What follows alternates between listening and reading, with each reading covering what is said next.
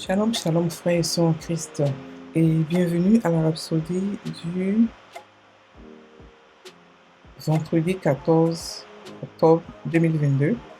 Rhapsodie écrite par le pasteur Chris Oyakilome, et la lecture va être offerte par les vérités de l'Évangile. Le thème d'aujourd'hui est la justice, un don pour tous les hommes. Alléluia. Le verset de 2 Corinthiens 5, verset 17 qui nous dit: si quelqu'un est en Christ, il est une nouvelle créature. Les choses anciennes sont passées. Voici, toutes choses sont devenues nouvelles. Alléluia. Le pasteur Christ dit: la justice est l'un des 3 dons cardinaux de Dieu et elle a été accordée au monde entier. Le don de la justice est pour tous les hommes. Vous pourriez demander pourquoi la Bible dit-elle alors que, comme il est écrit, personne n'est juste, pas même un seul. C'est la raison pour laquelle Jésus est venu, a souffert et est mort pour tous les hommes. Il est venu dans le monde pour faire de l'homme injuste une création juste. Il est mort une seule fois, pour que tout homme qui jusqu'alors était injuste puisse croire en lui et devenir juste.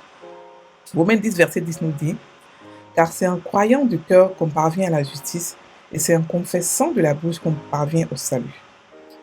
Légalement parlant, tout pécheur dans le monde, y compris les athées, a déjà été rendu juste. Mais ils ne peuvent pas vivre la réalité vitale de la vie de justice parce qu'ils n'ont pas activé la vie de justice en naissant de nouveau. Ils ne peuvent pas produire des fruits et des œuvres de justice. C'est la raison pour laquelle nous prêchons l'Évangile. Le monde a besoin de savoir que la mort et la résurrection de Jésus ont libéré tous les hommes de la servitude du péché. Désormais, la justice est disponible en Jésus-Christ. Et 2 Corinthiens 5, verset 21 nous dit: celui qui n'a point connu le péché, il l'a fait devenir péché pour nous, afin que nous devenions en lui justice de Dieu. Maintenant que vous êtes nés de nouveau, vous avez été introduits dans une nouvelle vie de justice. Romains 6, verset 4 nous dit: nous avons donc été ensevelis avec lui par le baptême en sa mort, afin que, comme Christ est ressuscité des morts par la gloire du Père, de même, nous aussi, nous marchions en nouveauté de vie. La justice est la nature de Dieu qui vous donne un sentiment de droiture devant Dieu et la nature de faire du bien. C'est votre nouvelle nature en Christ. Une relation intime avec Dieu est maintenant possible. Béni soit son nom à jamais. Fin de la rhapsodie. Alléluia. Alléluia. Aujourd'hui, le pasteur nous parle de quelque chose de vraiment important. De la justice. La justice. Ça veut dire, en fait, la justice veut dire la nature de Dieu. Ce n'est pas forcément être juste devant Dieu ou être saint et tout ça. Non, ça n'a rien à voir avec la sainteté. Ça parle de la justice de Dieu. Et nous, dans le verset d'ouverture qui dit que si quelqu'un est en Christ, il est une nouvelle créature. Ça veut dire qu'il n'a jamais existé auparavant. Si vous êtes né de nouveau, le vous avant la naissance de nouveau, ce vous-là, il est mort, il est décédé. Il n'a pas été ressuscité. Une nouvelle personne est venue, sortant, qui vous ressemble, mais qui n'est pas vous avant, qui a seulement la mémoire, la manière de penser qui est le même visage. Mais spirituellement, vous êtes une nouvelle personne qui a été créée maintenant. Donc les choses anciennes sont passées. Vous n'êtes plus soumis à la pauvreté. Vous n'êtes plus soumis au péché. Vous n'êtes plus soumis au diable ou à Satan. Vous êtes maintenant au-dessus de tout ça. Vous êtes quelqu'un qui n'est pas ordinaire. Et Dieu vous appelle juste. Et le pasteur explique que la justice est l'un des 3 dons cardinaux. On a la justice. Et il a dit, avant, beaucoup de gens disent, mais il est écrit que personne n'est juste, pas même un seul. Effectivement, avant Jésus, il était impossible pratiquement de devenir juste. Les seules personnes que Dieu appelait juste avant, c'était Moïse, Abraham, David et tous ces gens-là, tous ces super-héros-là. Pourquoi? Parce que la justice se fait par la foi, pas par les œuvres. Et ils ont marché avec Dieu, ils ont cru en Dieu. Donc Dieu les a appelés justes. Dieu m'a même appelé Lot juste. Et on n'a jamais entendu parler, on n'a jamais entendu Lot prier. Parce qu'il était avec Abraham. Par association, il a été appelé juste. Alléluia.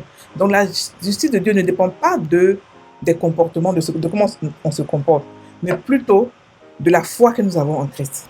Et comme nous sommes devenus chrétiens en Christ, la Bible dit que c'est en croyant du cœur qu'on parvient à la justice. Et c'est en confessant de la bouche qu'on parvient au salut. Donc lorsqu'on est devenu chrétien, on a confessé notre appartenance à Christ. On a confessé que Jésus était notre Seigneur. Et ce jour-là, on a obtenu la justice de Dieu, la justice parfaite de Dieu. Et la justice n'est pas comme un fruit qu'on doit faire grandir. Ce n'est pas comme l'amour, ni la foi, ni autre chose. La justice, c'est ce que nous sommes. De la même manière que quand on est dans ce monde, on est humain, on est un bébé avec des pieds, des bras et tout, il est humain, il n'est pas moins humain que quelqu'un qui est adulte. Il est humain de la même manière que quelqu'un qui est adulte. C'est comme ça aussi, quand on est dans ce monde, on est en Christ, on est juste et on reste juste. On ne change pas. La justice ne diminue pas, elle n'augmente pas, elle reste pareille, elle est juste. Et c'est cette justice-là qui nous permet de partir devant Dieu, d'avoir avec lui une intimité. Sans cela, on ne peut pas être intime avec Dieu. C'est impossible. Donc, il faut avoir la nature de Dieu, pouvoir parler à Dieu. Et il nous a rendu cette nature. Il nous a donné cette nature pour pouvoir communiquer avec Dieu. Donc, la justice n'a pas vraiment beaucoup d'efforts de votre part. Même pas d'efforts de votre part. Ce qu'elle a fait, c'est ce que nous sommes en Christ. Et beaucoup de chrétiens croient qu'il faut faire des efforts. Non. La sainteté fait des efforts, mais la justice de Dieu n'a pas besoin d'efforts. Et la justice de Dieu, elle est disponible pour tout le monde entier. Quand Jésus est mort, il est mort pour le monde entier. Donc, légalement parlant, tout le monde peut être juste. Tout le monde a été justifié. Donc maintenant, elle devient maintenant vie.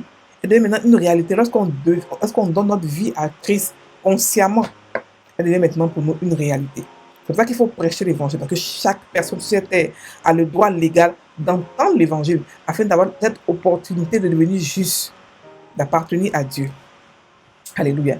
Donc nous avons maintenant la domination sur le monde.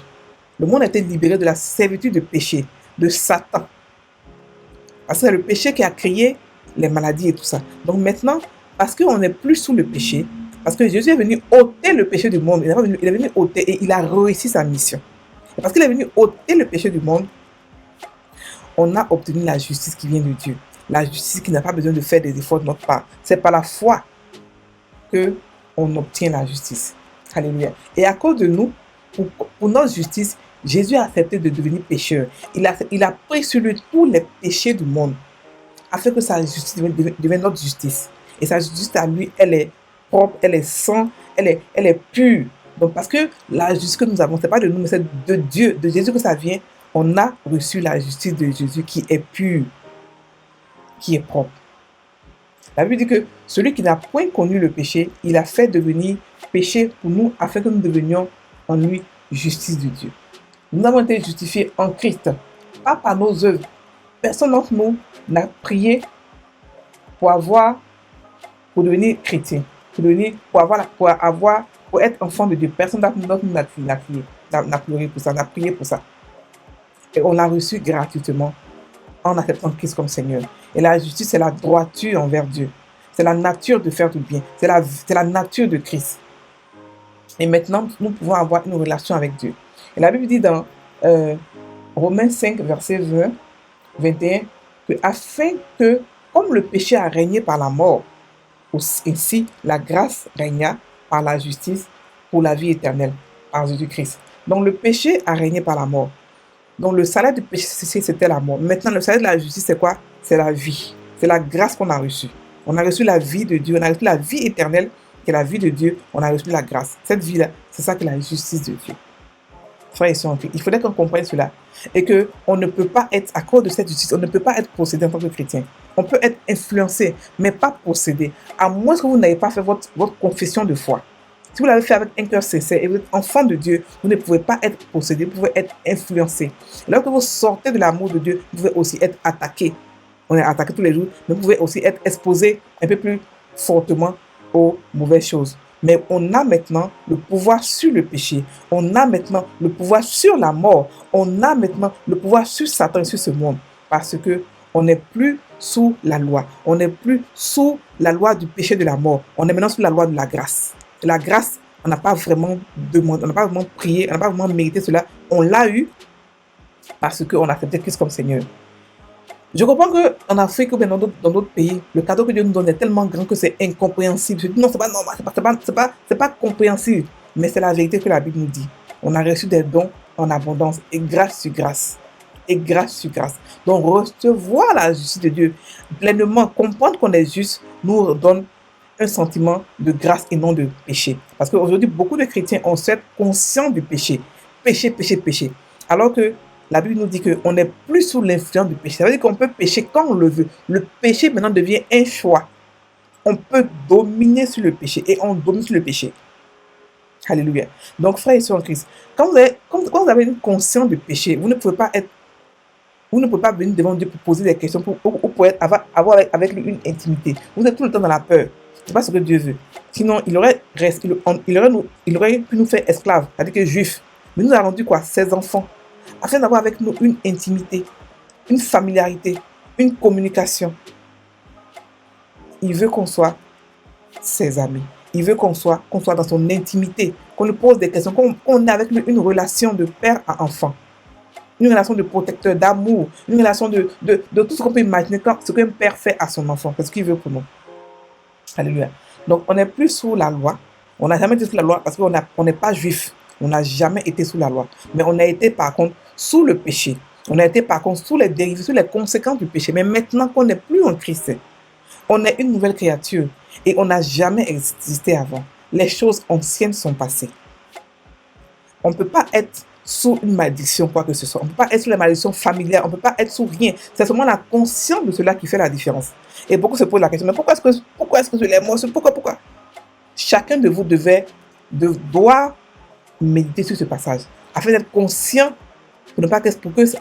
pour réellement agir, pour réellement comprendre cela et pratiquer la parole de Dieu naturellement. Alors que vous savez qui vous êtes en Christ, aucune mort, aucune maladie ne peut vous atteindre. Parce que vous savez comment la chasser. Et après un moment, vous allez commencer à comprendre ce que c'est que la santé divine. Donc, les choses anciennes sont passées. Maintenant, tout est nouveau. Une nouvelle vie en Christ. Maintenant, on a appelé saint. Maintenant, on a appelé Dieu. Maintenant, on a appelé sacrificateur. Maintenant, on a appelé fils de Dieu. Maintenant, on a appelé héritier joint avec Christ. Et on a reçu sa parole. On a reçu son esprit. On a reçu des biens en abondance. Et on nous a mis en Christ dans un lieu d'abondance, un lieu de rassasiement, un lieu de surabondance, un lieu où tout est infini. On n'a pas à pleurer. Parce que ce que nous sommes n'a pas encore réellement été révélé. Dieu nous a ouvert tout son coffre de mystères, de choses abondantes. Et nous devons les prendre par la méditation de la parole. Alléluia. J'ai fait tout à l'heure une méditation sur le verset d'ouverture. Allez-y, écoutez, méditez aussi avec moi et vous allez maintenant comprendre qui vous êtes en Christ. Il ne suffit pas d'avoir l'information, il faut qu'elle soit écrite dans votre cœur afin de pouvoir agir naturellement comme elle demande de le faire. Alléluia. On va maintenant prendre la prière. Père juste, je te remercie de m'avoir donné ta justice et de m'avoir accordé la capacité de me tenir devant toi sans culpabilité, sans condamnation, sans infériorité ou blâme.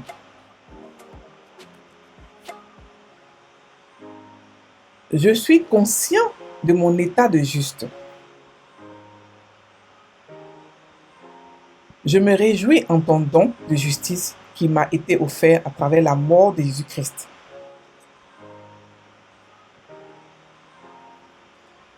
Alors je règne en justice. Je règne sur les circonstances et les éléments de ce monde. Amen. Passez une très bonne journée, frères et sœurs en Christ. Soyez bénis.